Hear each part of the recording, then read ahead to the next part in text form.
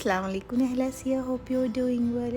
ഞാൻ വന്നിട്ടുള്ളതൊരു cooking video ആയിട്ടാണ്, ഒരു മസാല ദോശൻ്റെ റെസിപ്പി ആയിട്ടാണ്. ഒരുപാട് ആൾക്കാർക്ക് അറിയാം എങ്ങനെ ഉണ്ടാക്കുക എന്നുള്ളത്, അറിയാത്തവർക്ക് വേണ്ടിയിട്ടാണ് ഈ ഒരു വീഡിയോ. അപ്പോൾ അതിന് വേണ്ടിയിട്ട് കുറച്ച് മഞ്ഞൾപ്പൊടി ഉപ്പിട്ടിട്ട് ഞാൻ ഉരുളക്കിഴങ്ങ് ഇതേപോലെ കട്ട് ചെയ്തിട്ട് വേവിച്ച് വെച്ചിട്ടുണ്ട്. എന്നിട്ട് അതിൻ്റെ സ്കിന്നൊക്കെ ഇങ്ങനെ റിമൂവ് ചെയ്തെടുക്കുക. നമുക്ക് റിമൂവ് ചെയ്തിട്ട് വേവിക്കാൻ വെച്ചാലും കുഴപ്പമൊന്നുമില്ല കേട്ടോ, പിന്നെ എളുപ്പമാണ്. പിന്നെ ഒന്ന് സ്മാഷ് ചെയ്തെടുക്കുക, ജസ്റ്റ് ഒന്ന് സ്മാഷ് ചെയ്ത് കൊടുത്താൽ മതി. അതിനുശേഷം മസാല നമ്മൾ ഉണ്ടാക്കുമ്പോൾ അത് എന്തായാലും സ്മാഷ് ചെയ്യേണ്ടതാണല്ലോ. ഈ മസാല എങ്ങനെ ഉണ്ടാക്കാൻ നോക്കാം. അതിന് വേണ്ടിയിട്ട് ചൂടായിട്ട് വരുന്ന പാനിൽ കുറച്ച് വെളിച്ചെണ്ണ ഒഴിച്ചെടുത്ത് 1 ടീസ്പൂൺ കടുക് ഇട്ട് കൊടുക്കുക. കടുക് നന്നായിട്ട് പൊട്ടി വരുന്ന സമയത്ത് നമുക്ക് 1/2 ടീസ്പൂൺ ചെറുതായിട്ട് അരിഞ്ഞു വെച്ച ഇഞ്ചിയും അതേപോലെ തന്നെ ഒരു 4-5 പച്ചമുളകും കീറിയിട്ട് കൊടുത്തിട്ട് അതിലേക്ക് ഒരു സവാള എടുത്തിട്ടുള്ളത് നീളത്തിൽ അരിഞ്ഞ് സവാള ഇട്ട് നന്നായിട്ടൊന്ന് വഴറ്റിയെടുക്കുക. സവാള വഴന്ന് കിട്ടാൻ വേണ്ടിയിട്ട് ആവശ്യത്തിനുള്ള കുറച്ച് ഉപ്പ് ഇട്ട് കൊടുത്ത് നന്നായിട്ടൊന്ന് സോട്ട് ചെയ്തെടുക്കുക.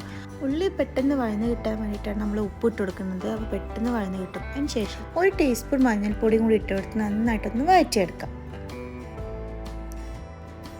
അപ്പോൾ നമ്മുടെ ഉള്ളിയൊക്കെ നന്നായിട്ടൊന്ന് വഴന്ന് വന്നിട്ടുണ്ട്. ഈ ഒരു സ്റ്റേജ് ആവുന്ന സമയത്ത്, ഒരു ഗോൾഡൻ ബ്രൗൺ ആവുന്ന സമയത്ത് നമ്മൾ നേരത്തെ വേവിച്ച് വെച്ച ഉരുളക്കിഴങ്ങ് അതിലേക്ക് ഇട്ട് കൊടുക്കാം കേട്ടോ. നന്നായിട്ടൊന്ന് സ്മാഷ് ചെയ്ത് കൊടുക്കുക. അപ്പോൾ ഈ ഉള്ളിയിലൊക്കെ നന്നായിട്ട് നമ്മുടെ ഉരുളക്കിഴങ്ങ് നന്നായിട്ടൊന്ന് പിടിച്ചെടുക്കണം. ഇതിപ്പോൾ തന്നെ കറിവേപ്പിലയും മല്ലിയിലയും കൂടി ഇട്ട് കൊടുത്ത് നന്നായിട്ടൊന്ന് വഴറ്റിയെടുക്കുക. ഒരു 5-10 മിനിറ്റ് കുക്ക് ചെയ്തെടുക്കുമ്പോൾ തന്നെ നമ്മുടെ മസാല ഇവിടെ റെഡി ആയിട്ടുണ്ട്. അതിന് ശേഷം ദോശമാവ് ഇട്ട് കൊടുക്കുക. പാന് കണ്ടിട്ട് ആരും നെട്ടൊന്നും ചെയ്യരുത് കേട്ടോ, ഉണ്ടാക്കിയിട്ട് അതിൻ്റെ ചുറ്റൊക്കെ ഒരു അടയാളമായിട്ടുണ്ട്.